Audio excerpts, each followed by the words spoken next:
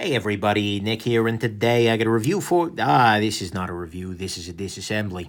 I filmed a review a little while... Holy crap, that's close to the edge. Sorry, I just noticed. As you can see, I haven't really carried this guy. I want to do a disassembly and maintenance on this, so that way I can carry this guy. But let's go on ahead and take this guy apart and get it running nicely. Thing is, though, it's actually already running pretty nicely. The action is good. The centering is pretty much right down the middle there. And so, more than anything, this is sort of a disassembly that I'm doing to ensure that everything is just in working order here. So let's see here. Let me grab my screws here. I'm going to go ahead and bet T8 all around. So there are a couple of screws we need here. This, and this. This is the lock bar stabilizer. It's a nice thing to have, but it's not a screw you're going to need to undo. Okay, so the pivot is coming from the top. Whatever. Is it? No, this is a free spinning pivot. Because this needed another gripe. Whoops, foreshadowing. Yeah, that's the thing. Sometimes... there were kind of two classes of issues that a knife can have, and I'm just stabilizing this with another driver on the other side here. There are kind of two classes of issues that a knife can have. There's stuff that I can detect just handling it. The stuff that, if I'm just sitting, I could even walk up to a booth at, at a knife show and, say, handle it for a couple of minutes. And, okay, yeah, this is a problem, this is a problem, this is a problem. Kind of the intellectual issues, if you will. And then there are ones that are more practical that you might only notice after carrying the knife for a little while. And, this one I haven't carried yet.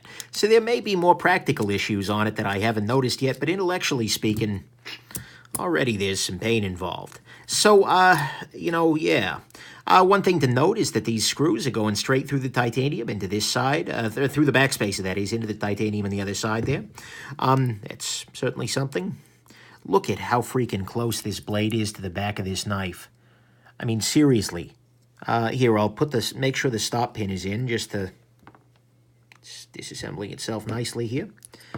But even still, with the stop pin in place, once we can, what the heck is this thing doing wrong here? Oh, I think it's just hung up on the detent. There we go. All right. Well, the stop pin didn't want to come loose. But anyways, you saw very, very nicely just how if I align this vertically by to the eye, such that the stop pin is in position, just how damn close this blade is to the back of this knife. And given the thick stock, that's a problem.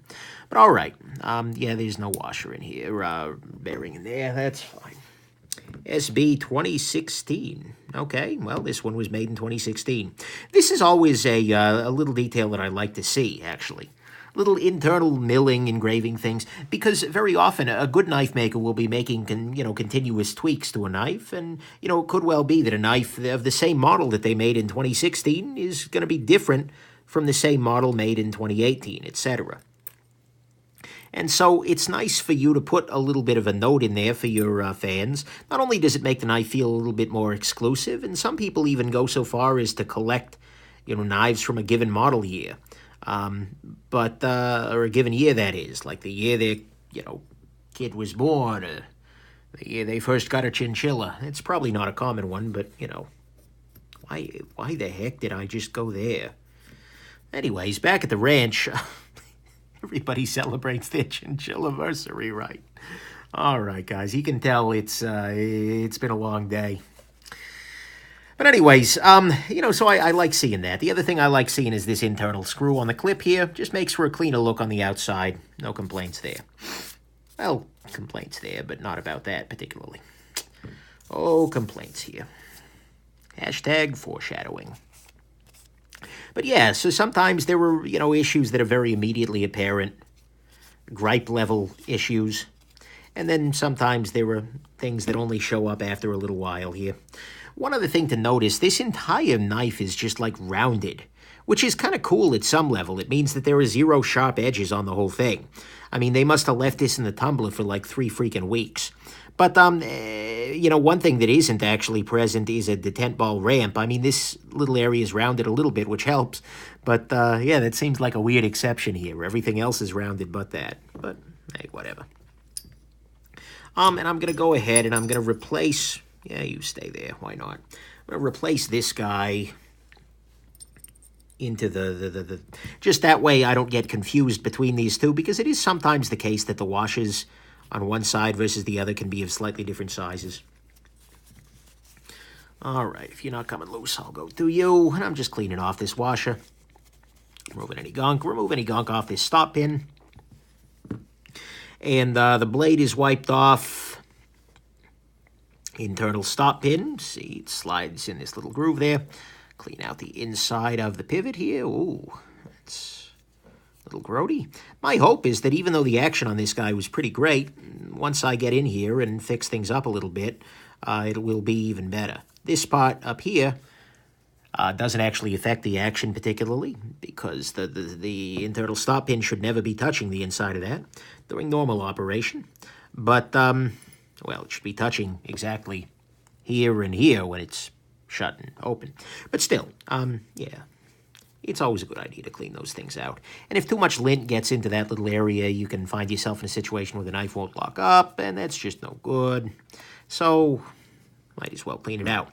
Then finally, this doesn't need to be changed.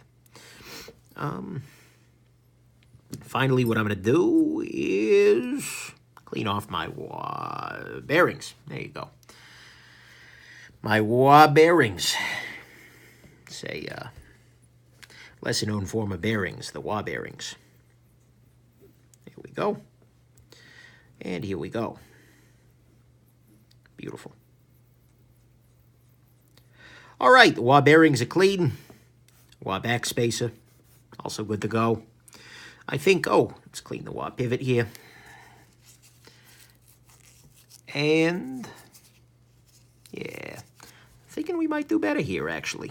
This is not super, wasn't super clean, which is good, because, my God, it was pretty solid as it was. Alrighty, let's put everything back together. How did this go? The pivot was inserted through this side. It is free spinning. Oy. I'm going to go ahead and use, I'm going to drop this in here. So these washers here are just, they are bearing race washers. Sorry about the heat. It's freaking cold out there. You can see that one side of them has the little the little line from where the bearings will go, and the other side doesn't. So I'm going to put it back in with the bearing line up, because that's where the bearings are supposed to go. I'm going to use 10 weight nano oil here. That should let the bearings rotate very nicely and very freely. And I'm just going to rotate the bearing there using my my little pen here, which I'm using to apply a minimum of lubrication, as opposed to my normal policy, which is to apply a maximum of lubrication. So there. Now I'm going to go ahead and lubricate the detent ball path just by drawing a little line. Again, using my little pen here for lubrication. There's that. Beautiful. All right, drop that on there. The stop pin will go into position anyways, eventually. Let's go ahead and put the other bearing in, because that's important. Knives run best when using both bearings.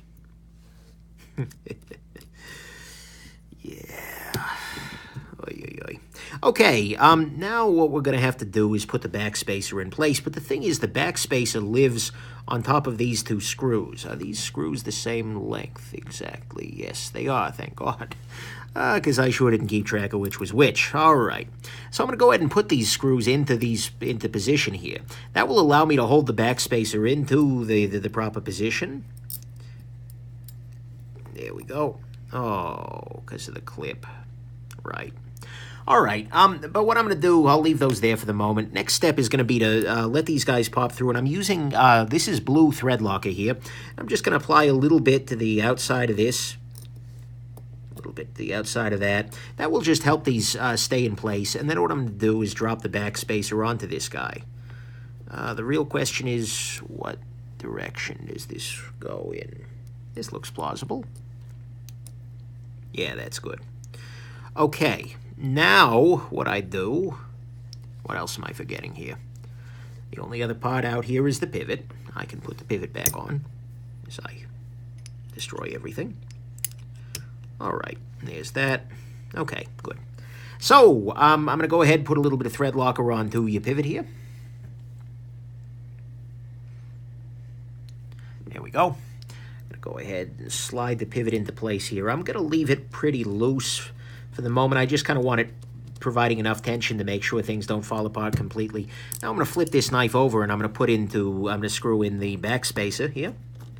Well, these two back screws, that is. Now I flip the knife back over and we'll adjust the pivot tension. Oh, that's smoother. Whoa, there we go. The pivot, or the detent on this guy is pretty hard. Little detent rock here. Oh, okay. Well, pivot's not tight enough, so let's tighten it up, y'all. Okay, no blade play. Still very smooth. That's good. The tent has just gotten a little nicer because of the lubrication. There's still the tent rock here. A little bit of detent play. Not a big deal. Not really even a deal, let's be real here. In all of the things I can get angry about, especially in the world of this, it's really hard for me to get bent out of shape about detent rock. But there you go. Alrighty, so the knife is put back together. Everything looks to be good. Centering's all set. Action's better. And there you go. Hope this has been interesting to you and that you have yourselves just an absolutely wonderful rest of your day. Bye now.